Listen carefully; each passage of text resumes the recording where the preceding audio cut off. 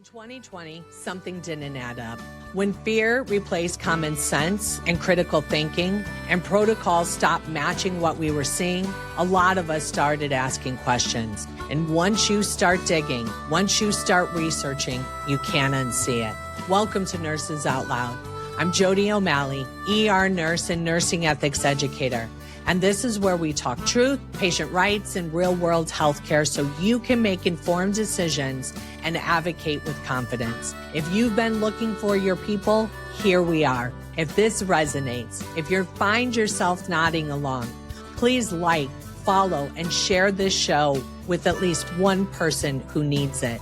And if this episode offers continuing education credit, check the show notes for learning objectives, disclosures, and exactly how to earn your certificate. This episode of Nurses Out Loud is sponsored by West Cocoa Pharmacy in Cocoa, Florida. If you've been looking for a pharmacy that thinks outside the one-size-fits-all box, West Cocoa Pharmacy partners with licensed prescribers to create individualized prescription-only compounded medications. That includes ivermectin, benbendazole, fenbendazole, and other repurposed drugs, alike low-dose naltrexone, methylene blue, bioidentical hormone replacement therapy, custom erectile dysfunction combinations for men, and carefully selected supplements. They also support integrative oncology care, offering compounded medications that some physicians use in alternative cancer protocols. One of my favorite parts is their free consult with Nurse Donna. She's there to provide education on evolving repurposed therapies and HRT, so you can ask better questions and have a more informed conversation with your own clinician. As always, this is not medical advice. I'm not telling you what to take. I'm pointing you to resources. Any medication or protocol should be decided between you and a licensed provider who knows your history. To learn more, visit Cocoa Pharmacy, COCOA Pharmacy.com. That's Cocoa Pharmacy, COCOA Pharmacy.com, and let them know you heard about them on Nurses Out Loud. Hello, friends. I'm Jodi O'Malley coming to you from Israel. Today, I'm joined by someone who is literally living the headlines you're seeing on the news. His name is Yair Pinto. He's a former IDF tank commander and now correspondent and host of TBN Israel, where he leads the show Boots on the Ground, bringing real-time updates from the front lines so believers around the world can pray with understanding. There's so much confusion, so much propaganda, and so much pain wrapped up in what's happening between Israel, Gaza, and the surrounding nations.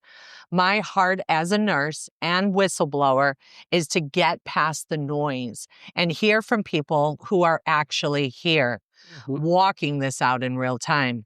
So today we're going to talk about a few things. What life is really like on the ground in Israel, what happened on October 7th at the Nova Festival, how Jews and Palestinians actually live together inside Israel, and the genocide narrative and what's missing from that conversation. Finally, we're going to hear Yair's own story of serving in the IDF and following Yeshua in the middle of the war. Yair, thank you for being here with me today. Great to be here. Thank you for coming to Israel. Yes, it's been an amazing trip. I'm really happy that I see what it's like with my own two eyes. You know? Yeah, it's the best thing. I mean, there's nothing beats coming here and then experiencing the land, the people, the mixture of cultures. Right. And then when you go back, you look at the news and you have an understanding of what really is happening on the ground here, which I think is something that's lacking when you just turn on your TV and you get like a 1-minute explanation of what's happening in Israel, of the conflict, and then you're supposed to form your opinion based on that 1 minute. Exactly. I mean, a perfect example is, guys, right here behind me, this is not a prop. This is actually Jerusalem. Yeah. Right behind us, okay? And when I first got here 10 days ago, I looked out and they were pointing out how there's Palestinian territory, Jewish territory. I mean, they've been living together, and we're going to get into that today. But first, you're not just reporting the story, right? You are an independent journalist that we'll talk about. Were you always wanting to be a journalist? Is that what? So no, it kind of fell on me, I would say, together with this war. So I was working with TBN Israel for 4 months before the October 7th war started. And at that moment, I was called to fight in the Gaza Strip as an IDF officer. So in Israel, I need to explain the basics, but in Israel, men and women serve in the IDF, in the Israeli Defensive Forces. Everybody. It's mandatory when they turn 18. So immediately after high school, you have military service. And after that, if you want to go to college, you go to college and to other places. So I went to the IDF, spent close to 5 years, was an officer with the tank division in the IDF. And then you are part of the IDF's reserve forces until you are 45 years old. So the majority of Israel's armies is made up of people that have jobs, have families, but they leave everything when they get the order and they go and defend the country. So this is exactly what happened on October 7th. I got the call from my commander saying, we need you, we're under attack. It felt like a surprise because rockets were flying all over the place, and Hamas terrorists kidnapped men, women, children, and the elderly into the Gaza Strip. And we went to fight to protect our families and also to get those that were kidnapped back. Fast forward 2 years later, we got everybody that was alive back. We're still waiting for the remains of one hostage that was murdered in captivity by Hamas. So, I forgot the question now, but I think that this is the situation for myself. And then I started realizing on the first days of this war that the world does not understand what actually is happening here. And I have a phone. I can record myself from the front lines and share the truth of what's happening. In the beginning, it was my personal experiences, leaving my family, leaving my 3-month-old baby, going to defend the country against these terrorists that want to kill us. And then it went on to sharing the truth of what's happening from a broader perspective. And then more people joined my team, more viewers, and it became really viral. And then we created the Boots on the Ground daily news report, and it's airing also on TBN in the United States and all over the world. And it's growing since then. And our goal, my vision, is to share the truth of what's happening in Israel so that people will know how to pray for the peace of Jerusalem. So this is what we're doing. We live here. We are part of this nation. And I believe that praying for the situation is kind of the best thing to do in order to tackle all these challenges, because this is a spiritual war. 100%. Yeah. So the only way to fight a spiritual war that I know of is to pray and ask God to help us out, Yes, absolutely. Now, were you born and raised here? I was born and raised. I was raised about 10 minutes away from this location where we're sitting now. I have a brother, and now I got married when I was 24. 3 kids. Yeah. Yeah. Yeah. I mean, you're excellent behind the camera. I think, you're very authentic and real with people. And that really comes across on camera. So in a recent update, you said that the attacks are still happening. Yeah. What does that look like in real life for Israeli families right now? Are we talking rockets, drones, terror? What are you seeing and hearing? Because in America, we thought there's a ceasefire. Right. Yeah. So there is a ceasefire, but it's not a complete ceasefire, never. So Hamas terrorists are still carrying out terrorist attacks against the IDF forces on the border inside Gaza. Okay, so Our troops are still inside Gaza on the yellow line. This is according to the ceasefire agreement. There are positions that the IDF is maintaining to make sure that Hamas terrorists will not infiltrate Israel again. Mm-hmm. So in these positions, the Hamas terrorists are sending children, teenagers, to these positions to test the IDF's response. And then after that, they also send platoons or like a number of terror squads to carry out attacks against our forces. If it's through an underground tunnel or just by foot through the rubbles of the Gaza Strip. So that is happening in the Gaza Strip. But in Judea and Samaria, which is basically the other side of this hill, Okay. Hamas is trying to incite the Palestinian population to carry out terrorist attacks against Israelis. And almost every week, we have terrorist attacks and attempts against Israelis by Palestinians ramming their vehicles at Israelis walking the streets and then exiting the vehicle with knives and trying to stab the security forces or also just random civilians next to the roads. This is happening almost every week, but you don't feel it or see it because you've been here. You haven't seen anything like that. For you, it's just like peaceful tourism and everything goes like a normal day shopping and everything that tourists do. But in real life, there are like multiple security forces with the special intelligence units that are preventing these attacks from happening. But sometimes they are not able to make it happen. My daughter just entered the room. Oh, she did. We can go to a pizza place soon. Soon. We're gonna go to a pizza place. כן, אוקיי. אז תחכי בחוץ, ואז נלך לאכול פיצה? כן. אוקיי, אז תחכי, אבל אני צריכה עכשיו להיות בשקט. צעירו אותה לכוס. אוקיי, תסגרי את הדלת. You take a sip in the car. Okay. So, guys, I think you understood that. That was like my daughter asking for pizza. Right. So, Exactly. pizza is also pizza in Hebrew. The same word.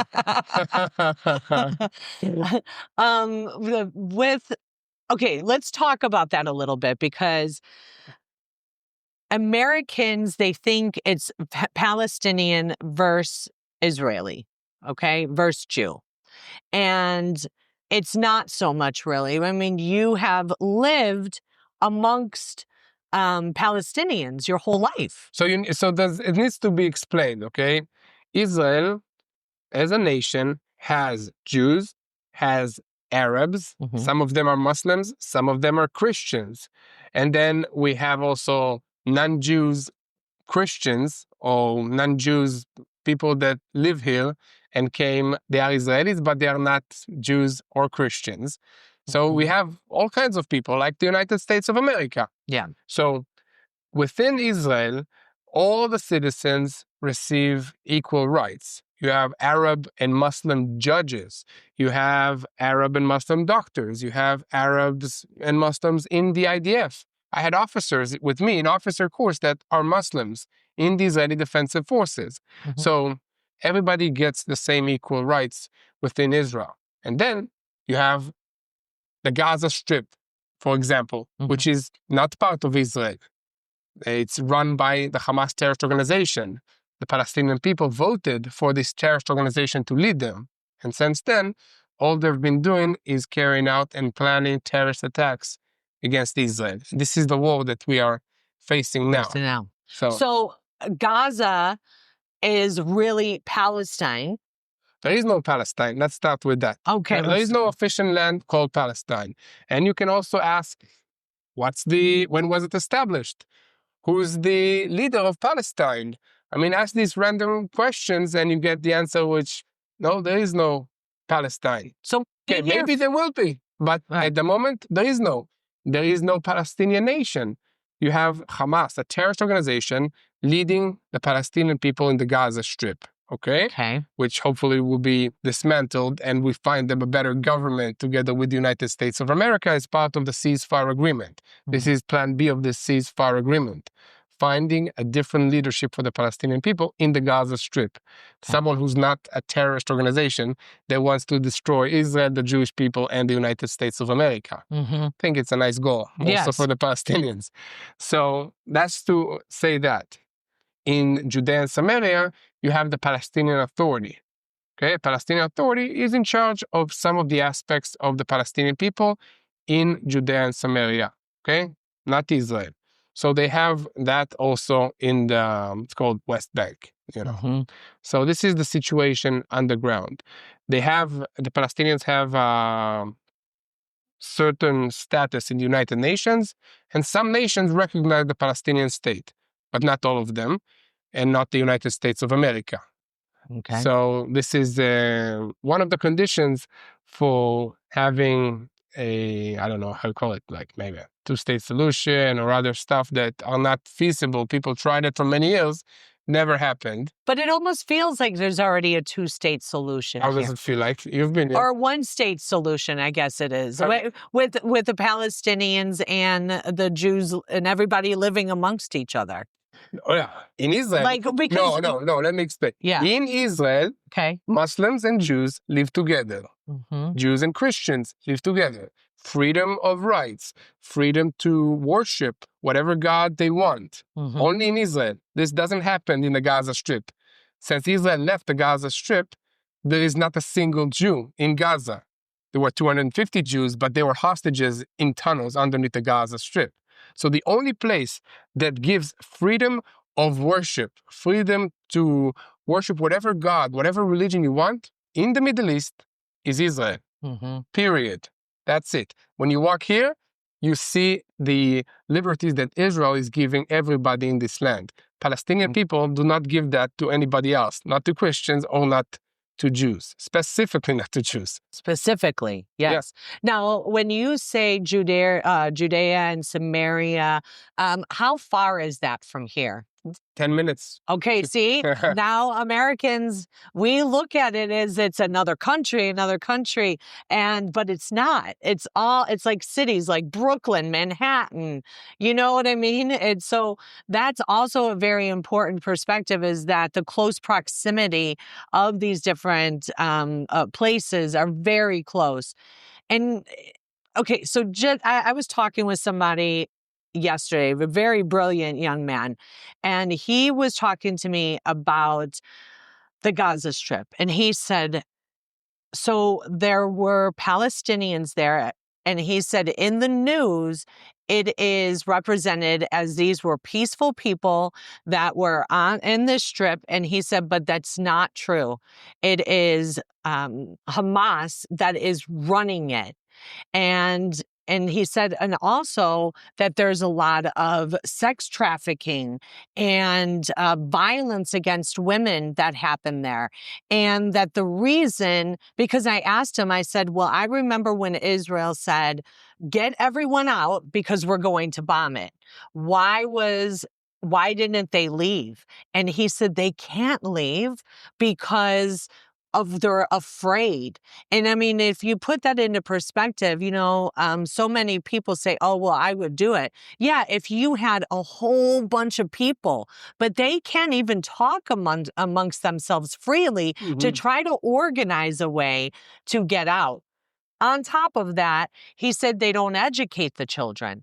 They do. They educate the children to hate Israel. Wow. They educate the children that the only future that they can have is by destroying Israel, by destroying the Jewish people, and by murdering Jews. That's what they teach them in school books, in their curriculums in the Gaza Strip. And I've been there. Yeah. And in the schools, they have like plastic AK-47s and Hamas summer camps to train the kids how to pop out of tunnels and kidnap an Israeli. So this is what they teach them in the Gaza Strip. But to your point about the fact that they can't leave and stuff like that. So when the IDF entered the fight against Hamas terrorists in the Gaza Strip, Hamas placed its bases and its key operation locations underneath hospitals, underneath schools, underneath kindergartens, underneath mosques, in a very sophisticated network of tunnels connecting everything. And they used the civilians, the Palestinian people, as human shields. So when the IDF carries out an attack against the Hamas position that is coming out of a hospital, it looks like we're bombing hospitals. Right. But Is it Israel's fault or is it Hamas' fault? Right. This is the situation. And they planned it. They know that the international media will automatically jump on the opportunity to attack Israel. Mm-hmm. And that's what happens. And what the IDF has been doing is, because the Gaza Strip is a heavily populated area, close to 2 million people. We don't have the exact numbers, but close to 2 million people. And when the IDF conducted its operation, it notified a certain neighborhood. Hamas is operating here. Please move to a safe zone that we created for you. Mm-hmm. Use this route with a map and go there. You will be safe, and we will enter and conduct our offensive against the Hamas terrorists in that area. That was communicated via phone calls by Israelis that speak Arabic to the Palestinian people themselves. It was communicated by throwing leaflets at these neighborhoods with maps and with all the locations and what the IDF plans to do. And it was communicated by sending text messages, social media, all in Arabic that they can understand and go. Mm-hmm. What Hamas did is they opened fire against their own people, trying to prevent them from leaving these neighborhoods because they want the death toll of their own people, the Palestinian people, to be as high as possible in order for Israel to look bad in the international media and then being forced to stop the fighting against Hamas. Right. So you understand Yes. the situation and how complex it is? Yeah. And we, as Israel, we are forced to fight a terrorist organization and letting them know where we're going to attack next. Right. Because we care about their own people more than they care about us. And these are not just innocent people. Mm-hmm. The Palestinian people, the majority of them, still will vote Hamas to be their leaders in the Gaza Strip, still vote for an October 7th terrorist attack against Israel. These are people that have been brainwashed for more than 20 years to hate Jews and Israel. Mm-hmm. This is what we're dealing with, but still, Israel cares about them more than their own leadership, which is Hamas. And these leaders are living in 5-star hotels in Qatar, in Turkey, and other places around the world, sending their kids to luxury schools with the money that is supposed to go for feeding the poor Palestinian people in the Gaza Strip. So this is what we're dealing with. And to say it honestly, it's very hard for these Palestinian people to get out of this loop because nobody wants to accept them in their countries. So even if they can leave the Gaza Strip, it's very hard for them to find a place to stay.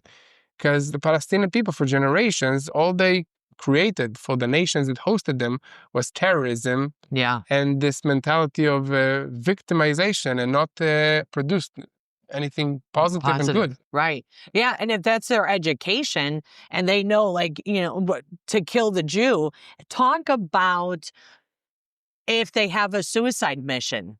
That's like part of, that's a good way to die, right? Yeah. So this mentality, the radical Islam or the Palestinian mentality, and also that is in the Palestinian Authority and also by Hamas. If one of your family members is killed because of an attempt to carry out a terrorist attack and murder Israelis or Jews, his family will get money for the rest of their lives. And his pictures will be shown in houses, in schools, as if he's a soccer star or a football star, you know? So the kids, like I would say American kids, they grow up wanting to be football players or basketball players.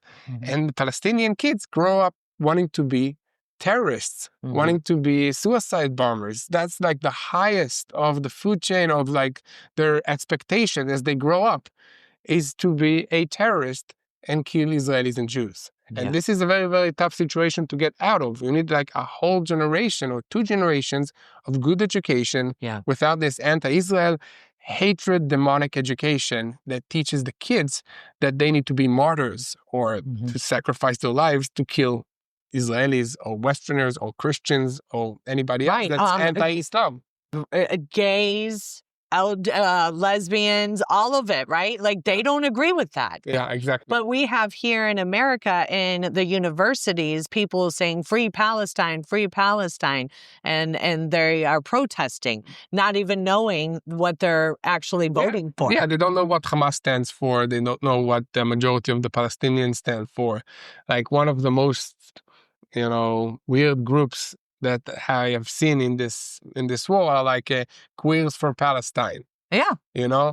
Which doesn't make any kind of sense because in the Middle East, the only country that allows a gay parade is Israel. The only place that gays can be free in is in Tel Aviv and in Israel when they're marching their parade. It's one of the world's most gay-friendly cities around the world. But if these gay people will go to the Gaza Strip, they would be the first one to be pushed off of a building. Yeah. And that's like the easiest way out for them out of that situation because Hamas does not tolerate any kind of that behavior or any kind of that things that they are fighting for. So it just makes me laugh to think that they are uniting with a terrorist, radical Muslim organization that doesn't allow women to walk like you do here with your hair showing, It's you have to cover your whole face.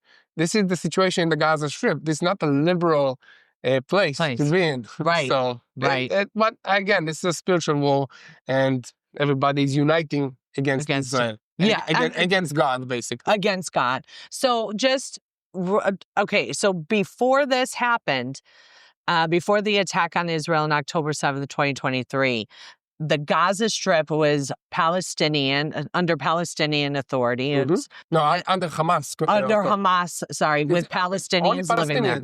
Only Palestinians living.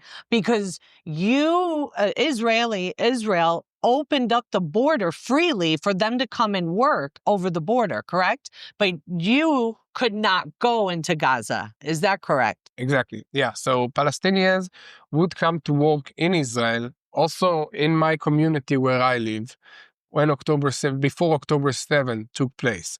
So they need to have like a work permit and they come and work legally, get paid by Israelis. They worked in multiple areas, also in the communities surrounding the Gaza Strip, which on October 7, they then entered and murdered these people that used to work for them for some of them 30 years. So this is like how rooted this hatred is. And no Israeli went into the Gaza Strip to work for Palestinians because it's a danger to his life. Right. Israelis could not go into Gaza or they would be kidnapped or murdered. Up until today, so nothing changed. So you have someone that's working for you for 30 years. What happens? Like, is there I've heard in America that we had our borders open, 15 million people or more crossed over the border. We have states that are really turning toward Muslim communities, taking over the whole city, the county, all of it. And when we have that, like, is there like a war cry or something? I forget what it's called. Something that they say, and then they attack. Like they'll live peacefully. They'll mingle with one another. They'll be part of the families in many instances. What would make someone like that person, the gardener, to shoot, Israeli soldiers? Well, it can be multiple things. He might be a member of the Hamas terrorist organization, and that's the long-term plan. Something that we in the West don't understand is that these people are planning like 3, 4, 5 generations in advance. They don't think like us within like a 4-year presidential term. Okay. They're thinking the long game. And that's why we see the Muslim Brotherhood, which is one of the main founders of Hamas, investing in university campuses in the United States of America, investing in politicians in the United States of America, in Europe, in order to take control of the system from within. And this is what happened also here. We saw that gardeners and people that had work permits were basically spying on the Israeli communities in the Gaza area, the Israeli communities on the border between Israel and the Gaza Strip. And they went down to the level of knowing... Ever felt torn between your conscience and your job? You're not alone. It's time for nurses to rise, to lead with integrity, grit, and faith. Earn CEUs that teach you how to stand firm in truth and advocate without fear at righteousrn.com. That's righteousrn.com. Protect your license, your integrity, and your peace. where this community has its guns, where this community has its kindergarten, where are the kids going to be at that hour, at that day, when, like, where is the closest military base to that community? So they had intel before this attack took place. It wasn't just a random infiltration. Yeah. And then so the attack, I went there and visited the Nova Festival. The Nova Festival was basically like a big party that people came out to. They camped out there. And then Hamas came by land, by air, and killed, 1,200 people, was it? No, Or 1,200 people in all of the Gaza area. Right. And that party was like more than 300 people, maybe 356, something like that. And these are not just, these are young adults between 18 and 30. They came for a peace festival. You know, most of them were, just wanting to dance, have a good time. Yeah. And spend a few days in the nature. And this is why it was, I think, so personal for many people here. You say Israel is a small community. Many people knew those people that were there at the festival. Everybody knows everybody in Israel. Like I have somebody that I know and works with me who was kidnapped from the Nova Music Festival. And he was just released a few months ago, back to Israel, back to his wife and his daughter. And Israel is a small country, 10 million people, we're the size of New Jersey. Just to explain, the Gaza Strip, the whole Gaza Strip is the size of Las Vegas. That's it. All this talk about, and it's just the size of Las Vegas. It's tiny. Yeah. And New Jersey is the size of Israel. You can drive from one side to the other within like 2 hours, and then north to south within 8 hours. Okay. That's what it's all about. Yeah, small. So how has it been? I mean, now that you feel, we were talking earlier and I was like, oh, there's some PTSD maybe that's happening. And it was like, yeah, but there is no post yet because we're still waiting. Yeah, there's no time to think about what happened because we are still fighting for our lives. Nothing changed. We still have the remains of one hostage in the Gaza Strip. Hamas is still threatening us with rockets, with missiles, still attacks our troops every single day. We still have IDF soldiers aged 18 or 20 that lose their lives every almost day. And then in the north, Hezbollah, another terrorist group, is regrouping and carrying out more attacks against our forces.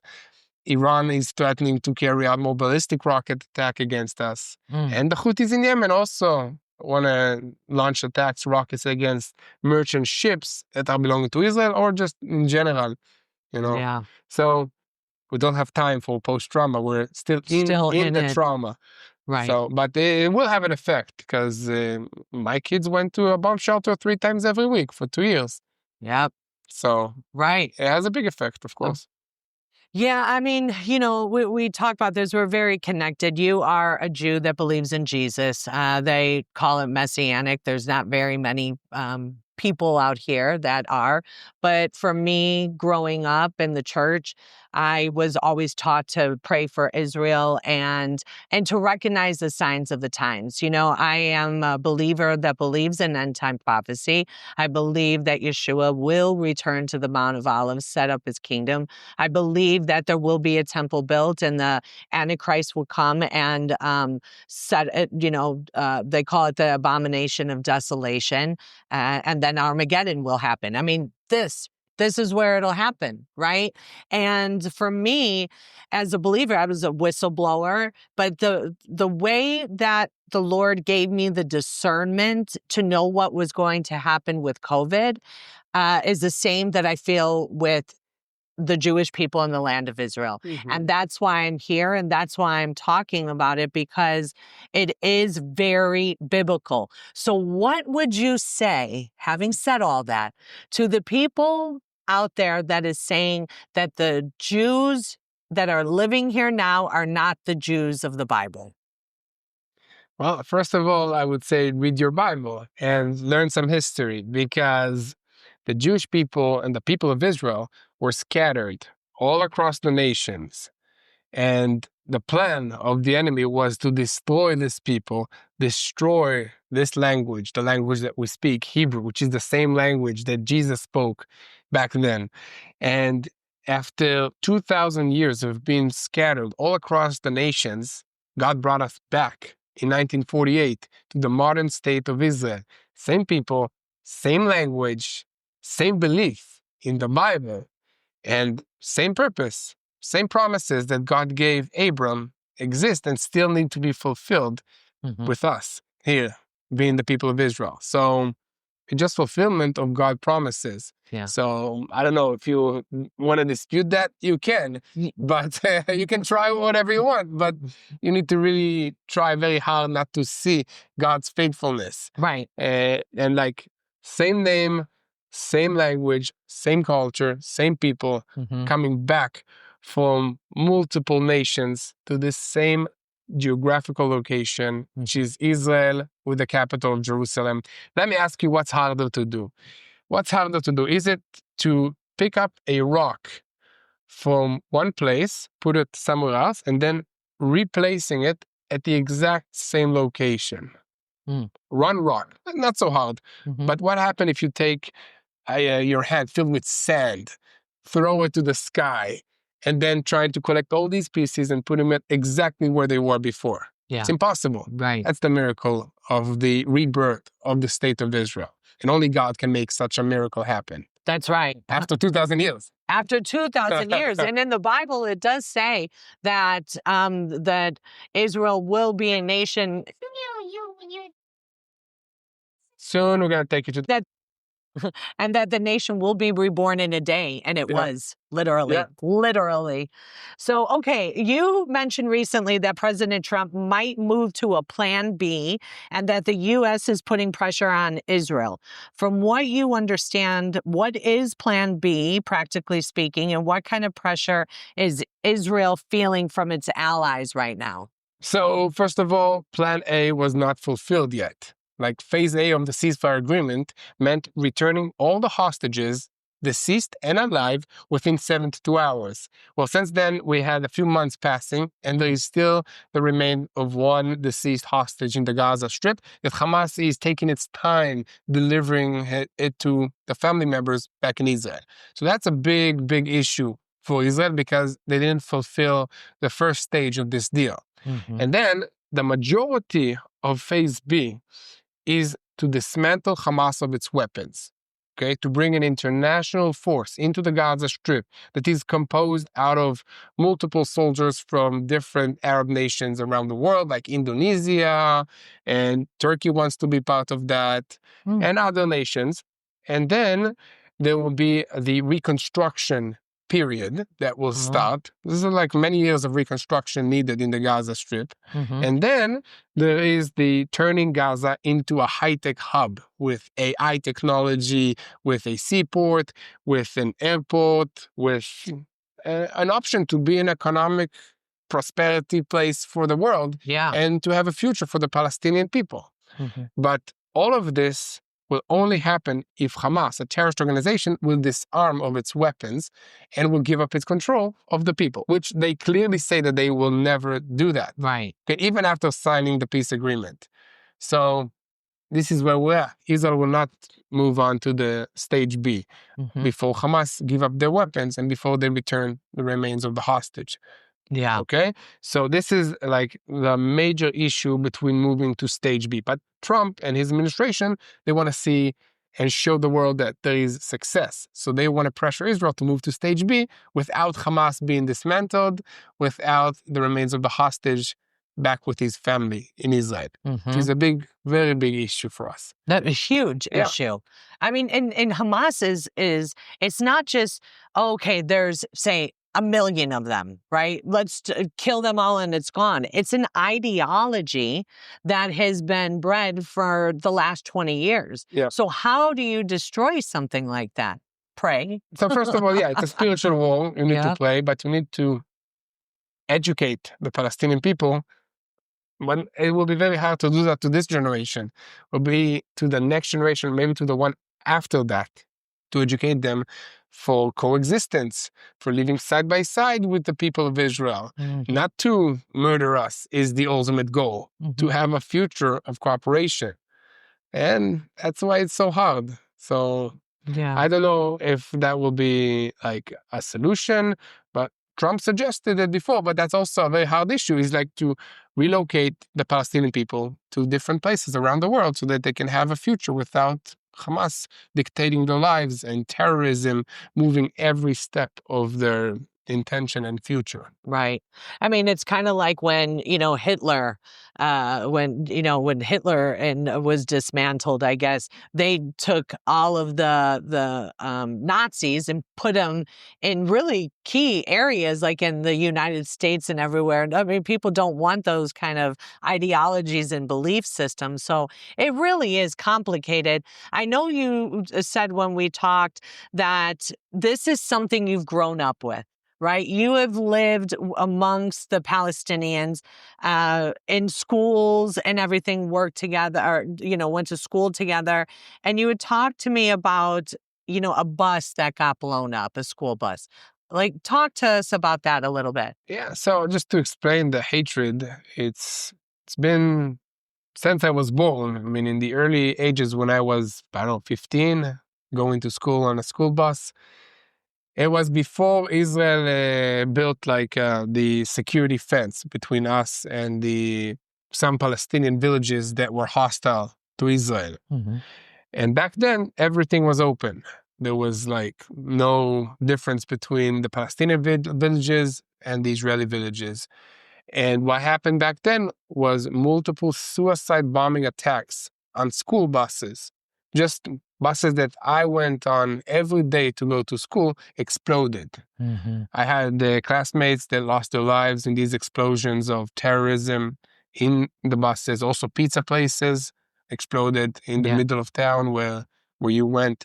It was tough, and that was the mentality that we had to live with and grow up with. Since then, Israel built a security fence, and these suicide bombers went down significantly. Palestinians are still trying to carry out ramming attacks, stabbing attacks, and shooting attacks against Israelis, but it's a lot less because we are able to defend ourselves better. So, Israelis as a people, you guys are really strong. You have a lot. You have a lot of enemies around you. Now we have in America a massive homeless problem, massive amount of drug addicts on the street, but murders still happening, on the trains and in odd, in areas that you would not expect. And that is really commonplace. Now, here as a tourist walking around, I didn't feel any sense of fear. Yeah. Okay. I didn't see homeless people. And I went all over. I didn't see any drug addicts walking around on the street. And so what would you say to the people around the world listening about coming and visiting Israel? Because I know tourism is a big part of your economy. But I would say what you said is the exact same thing. It's the best thing to say. It's like you feel safe as a tourist here in Israel.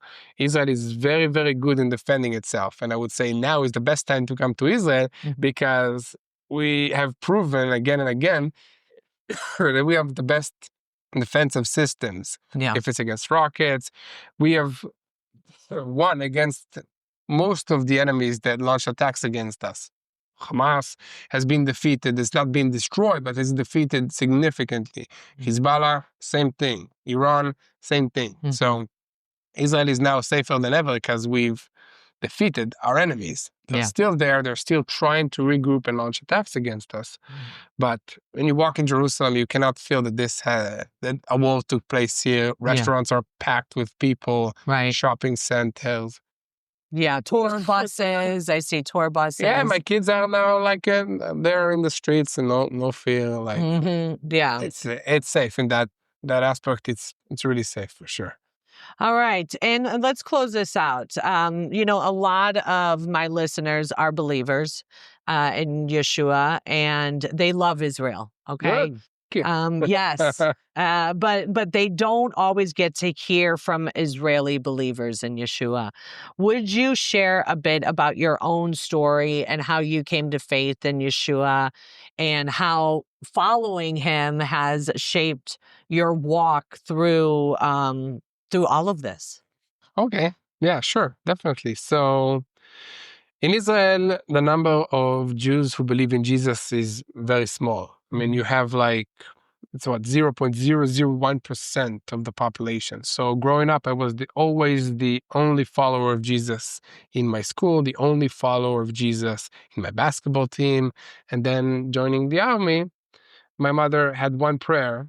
I mean, every Jewish mama has a prayer that their kids will be safe and God will protect them when they join the IDF, the army, and bring them back to Earth safely. She had another prayer. She prayed that I will have at least one follower of Jesus with me in the army base. And I thought, there's no chance because I was always alone.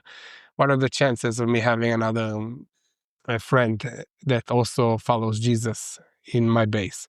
But she was stubborn, and she was stubborn in her prayers with God. And first week after I joined, she calls me. She says, "So, do you have someone who's a believer in Jesus in your base?" And I said, "No, no, mom. Of course not. We don't have." I said, "Wait, I'll keep praying." Okay. Next week, same thing. Still nobody. And then, boot camp starts. You don't get new people. Usually people leave because they're right. incapable or stuff like that. But 3 weeks go by and I'm guarding in the middle of the barracks in the middle of the night. And I see one of my friends from the youth camps of followers of Jesus in Israel.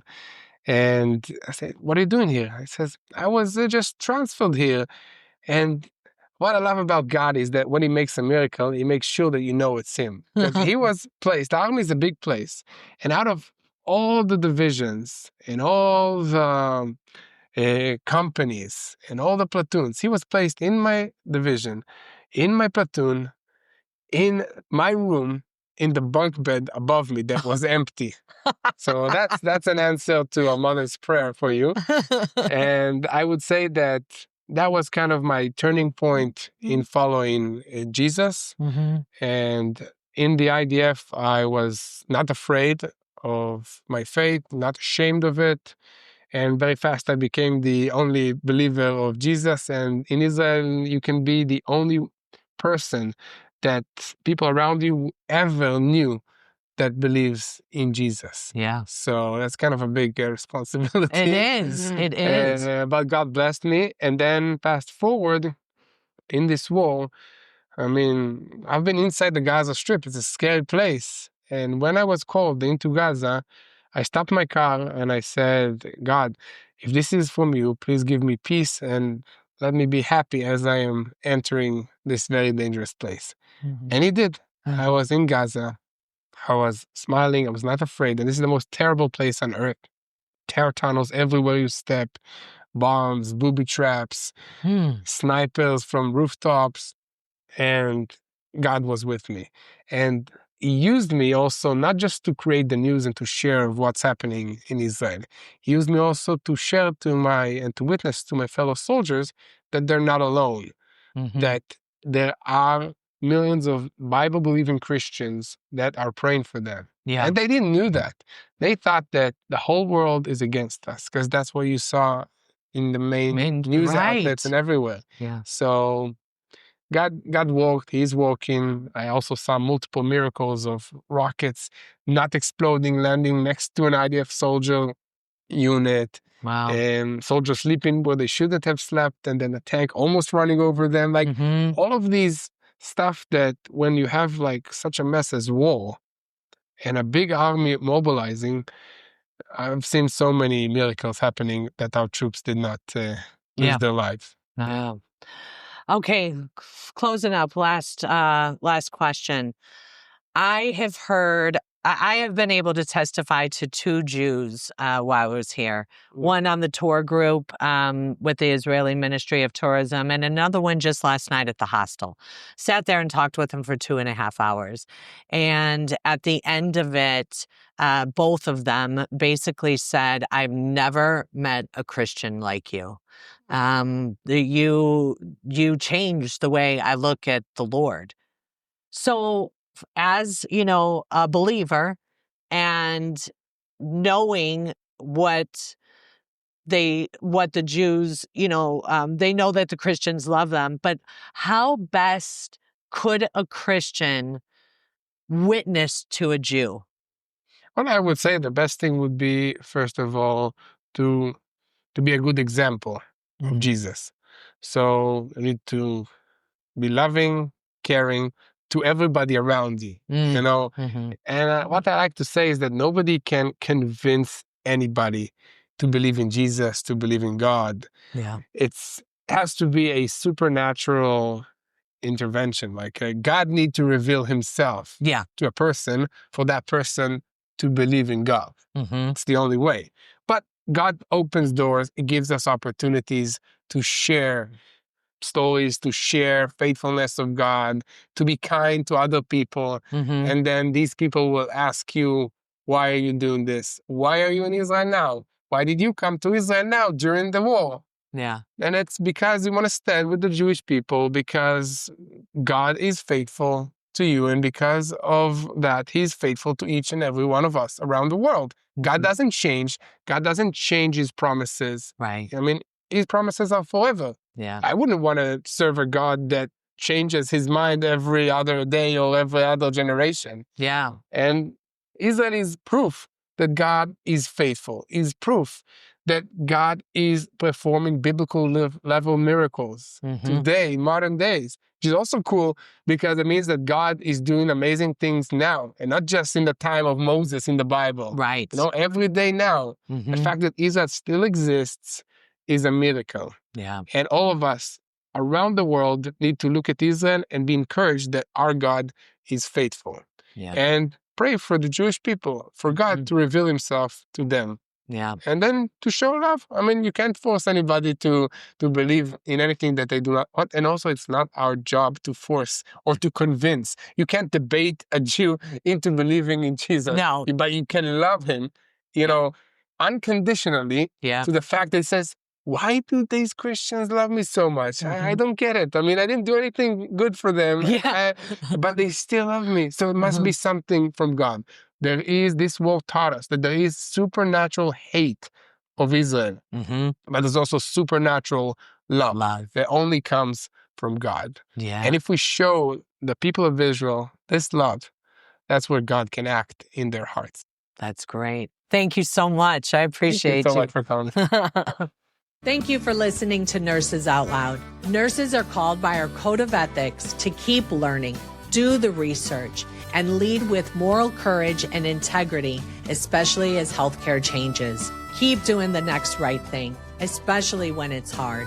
If this show resonated with you, please like, share, and follow. It boosts us up in the algorithm so more people can find us. Until next time, friends, be safe, be well, and God bless.